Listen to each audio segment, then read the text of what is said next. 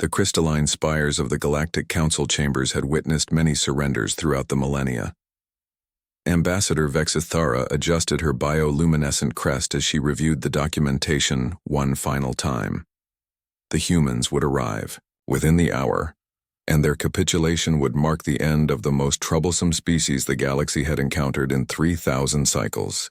"Curious creatures," muttered Counselor Zeftar, his gas-filled containment suit hissing softly. "They infest a world so hostile that any civilized being would die within moments of exposure, yet they somehow achieved interstellar travel."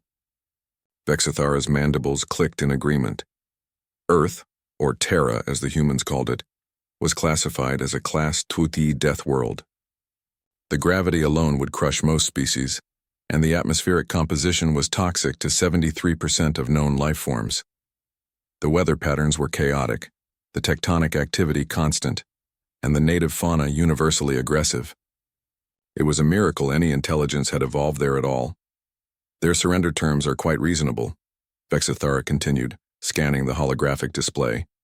"Complete withdrawal from contested systems, technology transfer, and integration into our colonial workforce. Standard procedure for primitive species."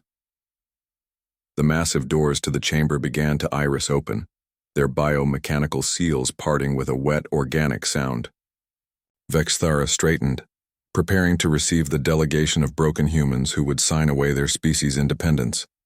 What entered instead made her blood temperature drop several degrees.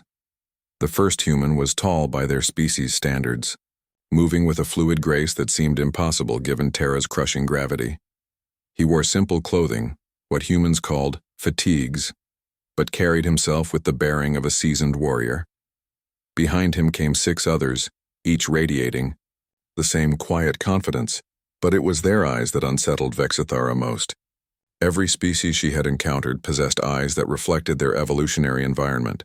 Prey species had wide, fearful orbs. Predators had focused, calculating gazes. These humans had something else entirely, the 1,000-meter stare, of beings who had seen death so often it had become mundane. "I am Admiral Sarah Chen," the lead human announced, her voice carrying clearly through the chamber's acoustics. "We represent the Terran Defense Coalition." Counselor Zeftar's containment suit sparked with indignation. "You were summoned to discuss surrender terms, not to negotiate. Your fleets have been scattered, your colonies isolated. Submit now, and your species will be treated with mercy." Admiral Chen smiled, an expression Vexithara had read about but never seen. Among humans, it could indicate happiness, aggression, or in this case, something far more dangerous. "Honored counselors," Chen began, clasping her hands behind her back. "I think there's been a fundamental misunderstanding about both our situation and our nature." She gestured to her companions. "Allow me to introduce my team. Sergeant Major Rodriguez survived the Venusian acid storms for 18 months. Lieutenant Commander Nakamura spent 2 years in the Antarctic research stations when the heating systems failed. Captain Okafor grew up in the Sahara during the climate wars." Each name was delivered with the precision of a weapons inventory. "Dr. Petrov here volunteered for the Europa deep ice missions. That's our coldest inhabited moon, where the surface temperature averages negative 180 degrees Celsius. Colonel Zhang served in our Australian outback divisions, where the wildlife includes creatures that can kill with a single touch. And Chief Warrant Officer MacLeod." Chen's smile widened. "MacLeod is from Scotland." The casual way she delivered this last fact somehow made it sound like the most dangerous posting of all. Vexithara felt her confidence wavering. "Your backgrounds are irrelevant.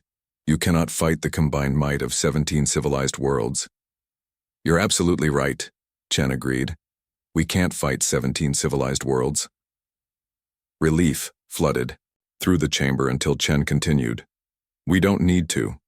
You see, every single one of your worlds is what we would classify as a garden paradise.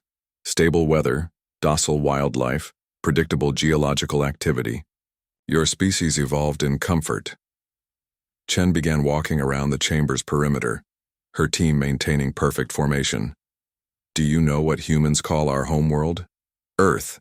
It means dirt, not paradise or blessed realm. Dirt, because that's what it is. Hostile, violent, unforgiving dirt that's been trying to kill us since we first developed consciousness. Your point being? Zeftar demanded. My point, Chen said, stopping directly in front of the council's podium, is that you've never fought anyone like us. Your wars are polite affairs, orbital bombardments, economic sanctions, diplomatic pressure. You've never faced an enemy that considers a global nuclear winter to be a bit chilly. Dr. Petrov stepped forward.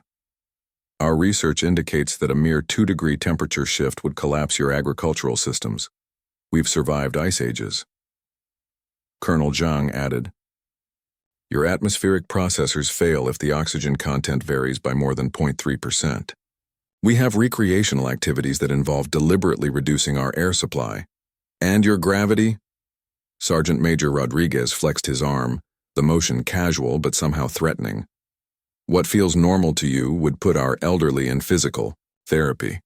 What feels normal to us would liquefy your organs. Vexithera realized with growing horror that the humans hadn't come to surrender. They had come to educate. So here's our counter-proposal, Admiral Chen announced, producing a data pad. Complete withdrawal of your forces from all systems within 50 light-years of Terra, formal recognition of human territorial sovereignty, and a non-aggression pact that acknowledges what we've tried to tell you from the beginning. Which is? Vexithara whispered. Chen's smile was no longer dangerous, it was terrifying. We didn't ask to join your galactic community. We didn't want to be part of your peaceful civilization.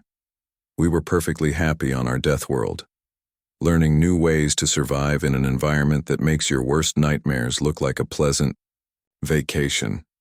She placed the datapad on the podium. But if you insist on making us your problem, we should probably mention that Earth isn't actually our only world anymore. Mars was our first colony. It's even less hospitable than home.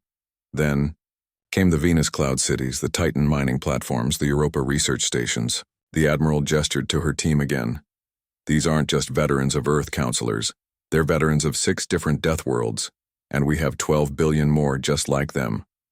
The chamber fell silent, except for the soft hissing of Zeftar's containment suit. The choice, Admiral Chen concluded, is yours. Peace with the humans who asked for nothing but to be left alone, or war with the species that turned environmental catastrophe into a recruitment tool.